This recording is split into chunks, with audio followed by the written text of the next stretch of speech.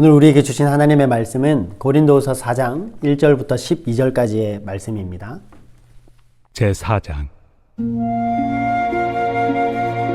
그러므로 우리가 이 직분을 받아 긍휼하심을 입은 대로 낙심하지 아니하고 이에 숨은 부끄러움의 일을 버리고 속임으로 행하지 아니하며 하나님의 말씀을 혼잡하게 하지 아니하고 오직 진리를 나타내므로 하나님 앞에서 각 사람의 양심에 대하여 스스로 추천하노라. 만일 우리의 복음이 가리었으면 망하는 자들에게 가리어진 것이라. 그 중에 이 세상의 신이 믿지 아니하는 자들의 마음을 혼미하게 하여 그리스도의 영광의 복음의 광채가 비치지 못하게 함이니 그리스도는 하나님의 형상이니라. 우리는 우리를 전파하는 것이 아니라 오직 그리스도 예수의 주 되신 것과 또 예수를 위하여 우리가 너희의 종된 것을 전파함이라. 어두운 데에 빛이 비치라 말씀하셨던 그 하나님께서 예수 그리스도의 얼굴에 있는 하나님의 영광을 아는 빛을 우리 마음에 비추셨느니라. 우리가 이 보배를 질그릇에 가졌으니 이는 심히 큰 능력은 하나님께 있고 우리에게 있지 아니함을 알게 하려 함이라. 우리가 사방으로 우겨싸움을 당하여도 쌓이지 아니하며 답답한 일을 당하여도 낙심하지 아니하며 박해를 받아도 버림받지 아니하며 거꾸로 뜨림을 당하여도 망하지 아니하고 우리가 항상 예수의 죽음을 몸에 짊어짐은 예수의 생명이 또한 우리 몸에 나타나게 하려 함이라. 우리 살아있는 자가 항상 예수를 위하여 죽음에 넘겨짐은 예수의 생명이 또한 우리 죽을 육체에 나타나게 하려 함이라.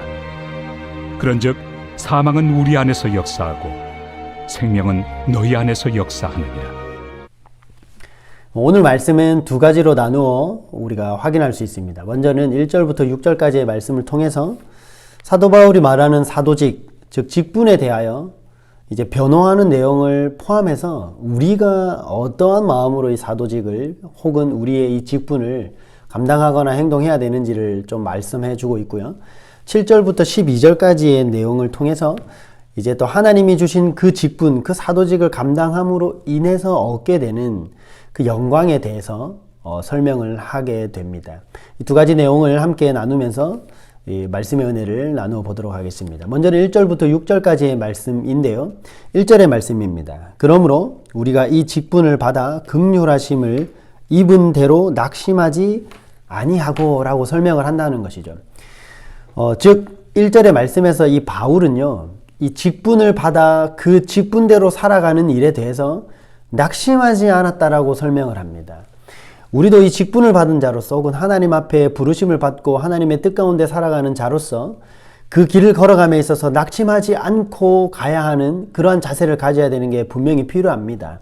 이 낙심하지 않았다라는 것은 원어적으로도 여러 가지 뜻을 가지고 있습니다. 절망하지 않거나 게으르지 않고 혹은 그 표대를 향하여 그 여러 가지 아무리 그 어려운 환난과 고난과 어려움 가운데서도 포기하지 않고 그 뜻을 붙들었다라는 여러 가지 뜻이 있겠지만 어쨌든 그 의미 속에는 그 맡겨진 직분을 감당하는 것에 있어서 낙심하지 않고 최선을 다했다라는 뜻이 분명히 이제 포함되어 있다라는 것이죠.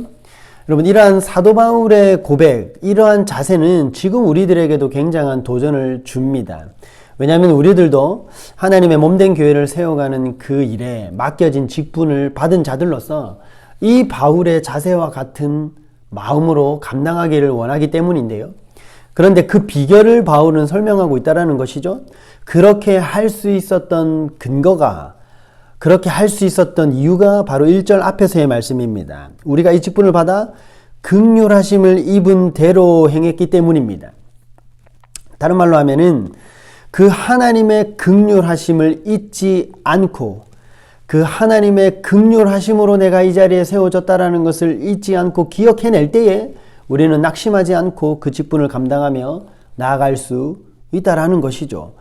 그 하나님의 긍휼, 이 부르심에서부터 나를 불러주시고 그 자리에 삼아주셨다라는 그 자체가 하나님의 긍휼하심에 기초한다라고 생각할 때 그것은 우리를 교만하지 않도록 만듭니다. 그리고 우리를 하나님의 일 가운데 움직이게 하고 우리를 하나님의 뜻 가운데 내 마음대로 행하는 것이 아니라 내 뜻을 이루는 것이 아니라 하나님의 뜻에 맞도록 우리로 하여금 움직이게 하는 장치가 된다는 것이죠. 또한 바울은 그 직분을 감당하는 행동 방식에 있어서도 정말 의식적으로 내가 작정하고 나의 행동을 이렇게 하겠다라고 선포하고 가고 있기 때문에 그 직분을 잘 감당했다라는 것을 볼 수 있습니다. 2절의 말씀인데요. 이에 숨은 부끄러움의 일을 버리고 속임으로 행하지 아니하며 하나님의 말씀을 혼잡하게 하지 아니하고 오직 진리를 나타내므로 하나님 앞에서 각 사람의 양심에 대하여 스스로 추천하노라. 숨은 부끄러움의 일, 속임의 방법, 하나님의 말씀을 혼잡하게 하는 방법을 철저하게 버렸다라는 겁니다. 쉽게 설명하면 철저하게 하나님의 일에 세상의 방법이나 세상의 교활한 방법이나 내가 생각하는 인간의 방법을 동원하여서 그 일을 감당하지 않았다라고 설명하고 있어요. 반대로 철저히 진리로, 오직 진리로, 다른 말로 해볼까요? 하나님의 말씀으로, 그 하나님의 말씀의 방법으로만 그 직분을 감당해 왔다라는 것을 분명히 밝히고 있다라는 겁니다. 때로는 하나님의 방법을 고소한다라는 것이요, 미련해 보일 수도 있습니다. 오히려 그것이 손해가 되는 것 같기도 하고 오히려 그것이 일을 방해하는 것처럼 느껴지고 그러한 인식을 주는 것이 이 시대가 맞습니다. 그러나 그러한 방법들은 오히려 오늘 성경에서 보면 하나님의 말씀을 혼잡하게 하는 행동이 된다라고 말하고 있어요. 한마디로 숨은 부끄러운 일, 내가 생각하는 것들, 세상의 방법들, 뭔가 조금은 편해 보이지만 뭔가 질러가고 앞질러가는 것처럼 보이지만 하나님의 방법이 아닌 것들은요, 어떻게 하는 것이라고 하나님의 말씀을 혼잡하게 하는 행동이 될 뿐이다 라고 성경은 얘기하고 있다는 겁니다. 어떻게 보면 하나님의 말씀, 즉 복음을요, 정말 우리가 그 직분을 감당하면서 보여줘야 되는 그 복음을 혼잡하게 만드는 행동이 될 뿐이다 라고 말한다는 것을 우리는 기억해야 되는 줄 믿습니다. 5절의 말씀인데요. 우리는 우리를 전파하는 것이 아니라 오직 그리스도 예수의 주 되신 것과 또 예수를 위하여 우리가 너희의 종된 것을 전파함이라. 올바른 직분자는 오직 그리스도 예수의 주 되신 것, 주인 되신 것, 또 예수를 위하여 우리가 너희의 종 되었다라는 것을 보여주는 사역을 하는 것이 바로 올바른 직분자의 모습이라는 것입니다. 우리가 고난받는 것도, 우리가 봉사하는 것도, 우리가 종이 되는 것도, 앞에 말씀과 연결하면 우리가 세상의 것들을 철저히 버리고 하나님의 것만 선택하는 것도, 그 모든 것이 오직 우리 주 예수 그리스도께서 우리 삶의 주인 되십니다 라는 것을 밝혀 보이는 것. 쉽게 표현하면은 내가 너희들에게 내가 인정받게 되거나 내가 너희들 가운데 어떤 주인이가 영향력을 가진 자가 되는 것이 아니라 오직 그 모든 행동과 그 모든 행위 속에서 예수 그리스도께서 우리의 주인 되십니다. 오직 주인이 되어 주셨습니다 라는 것이 밝혀지게 되도록 하기 위해서라는 것을 오늘 사도 바울은 보여주고 있다는 것. 여러분, 이것이 바로 사도 바울이 행했고 곧 우리가 행해야 되는 사도직, 다른 말로 직분자의 태도라는 것입니다. 두 번째로는요, 7절부터 12절의 말씀에서 그 직분을 통해서 얻게 되는 영광을 설명을 하고 있다는 것인데요. 8절에서 보면은 우리가 사방으로 우겨쌈을 당한다라고 말합니다. 또 다른 말로 또 답답한 일을 당하게 된다라고 얘기해요. 그러나 이것이 아이러니하게도 우리에겐 영광이라는 겁니다. 9절입니다. 박해를 받게 된다. 그리고 거꾸로 뜨림까지도 당하게 된다. 심지어 10절에서는 예수님이 죽음에 넘겨짐 같이 우리도 넘겨짐을 당하게 되기까지 한다라고 얘기합니다. 이것이 우리에게 영광이라고 얘기하고 있다는 것이죠. 지금 여러분들이 이 영광을 당하고 있을 수도 있고 앞으로 당하게 될 영광은 바로 이것입니다. 이렇게 들었을 때 혹시 이게 무슨 영광이냐, 혹은 그건 영광이 아닌 것 같은데요 라고 되물을 수도 있을 것입니다. 근데 제가 생각을 해보면 저는 예수를 믿었기 때문에, 내가 이제 예수를 믿고 세상 것을 그만 포기했기 때문에, 세상의 방법을 다 내려놓았기 때문에, 혹은 우리가 직분을 감당하는 그 자리에 있기 때문에 오늘 말하는 이러한 어려움과 고난이 우리에게 온다라고 생각을 했거든요. 그런데 제가 살아가는 연소가 더해지고 시대를 해석하고 앉아있자 보면은 참 재미있는 것을 하나를 발견합니다. 그것은 무엇이냐면 재미있게도요, 우리는 꼭 예수를 믿었기 때문이 아니라 우리의 인생 자체가 가만히 있어도 사방으로 우겨쌈을 당하는 인생이라는 겁니다. 또한 이 말씀처럼 우리 인생은 가만히 있어도 답답한 일이 생기는 인생이고요.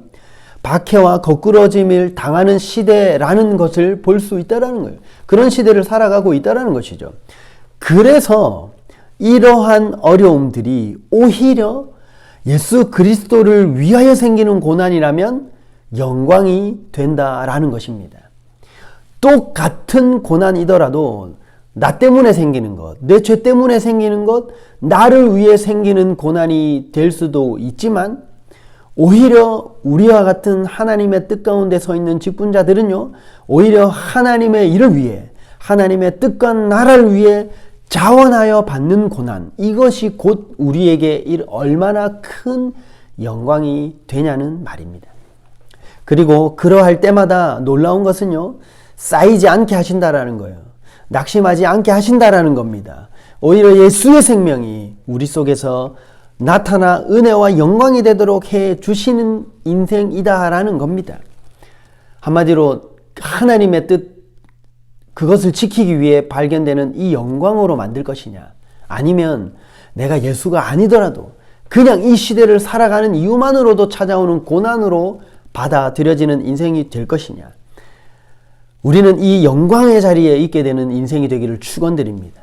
그러므로 오늘 하루도요, 이 말씀을 통해서 나는 하나님 앞에서 어떠한 직분자인가, 어떠한 부르심을 받은 자인가, 긍휼하심으로 시작한 자인가, 긍휼하심 가운데 그 은혜를 구하며 하나님의 뜻을 이루며 살아가는 자들인가, 또한 내가 나로 인한 어떤 인생의 어려움, 내 것을 챙기기 위해, 내 뜻을 이루기 위해 차가오는 고난이냐, 아니면 똑같은 우겨쌈과 거꾸로 때려짐과 박해와 답답한 일이라도 하나님의 뜻 때문에, 하나님의 뜻을 이루며 나아가는 것 때문에 오는 고난인 것이냐. 여러분들의 인생은 어떠한 편에 서 있는지를 돌아보고 내가 하나님의 편에서, 하나님의 뜻에서, 하나님의 뜻을 이루기 위한 그 열심 속에서 오는 고난이라면 그것이 영광이 되고 생명이 되고 은혜가 되는 줄 믿어 다시 한번 하나님 앞에 마음을 동여매고 그 길을 걸어가게 되는 놀랍고 은혜의 인생이 되기를 주님의 이름으로 축원드립니다. 기도하겠습니다. 사랑의 하나님, 은혜를 감사합니다. 오늘도 고린도후서 4장의 말씀을 통하여서 우리 마음 가운데에 하나님의 부르심, 하나님의 사명감, 하나님이 세우신 그 직분자의 마음, 태도를 돌아보게 하시니 감사합니다.